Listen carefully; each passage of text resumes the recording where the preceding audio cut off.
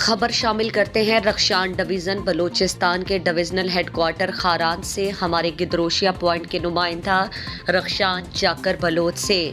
گرمیوں کے موسم شروع ہوتے ہی شہر اور گرد و نواح میں پینے کے صاف پانی کی قلت سر اٹھا لیتی ہے، جن کو مد نظر رکھ کر پی ایچ ای خاران کے تمام واٹر سپلائی اسکیمات سولر پہ منتقل کیے جا چکے۔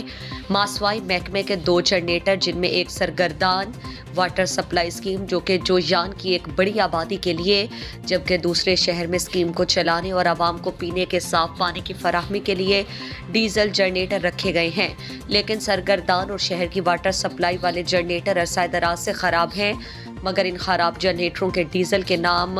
کوارٹرلی 35 لاکھ جو سالانہ مجموعی طور پر 1 کروڑ 40 لاکھ کی پیمنٹ ہوتی ہے، اور محکمے کا ضلعی سربراہ ایکسین ویسے تو مہینوں بھر خاران میں نہیں ہوتے، صرف کوارٹرلی پیمنٹ کے دوران نمودار ہوتے ہیں۔ شہر میں پینے کے صاف پانی کا مسئلہ ہو تو محکمے کے سربراہ ہی با اختیار ہونے کے باعث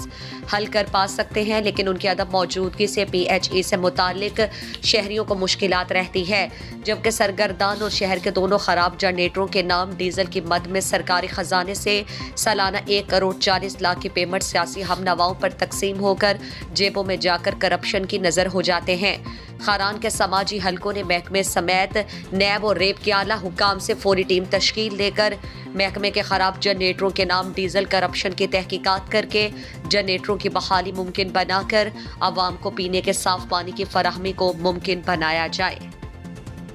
مزید دلچسپ معلومات اور خبروں سے آگاہ ہونے کے لیے Gedrosia point Facebook page, Instagram, Twitter کو فالو اور یوٹیوب چینل کو سبسکرائب کریں۔ بیل آئیکن بٹن دبانا نہ بھولیں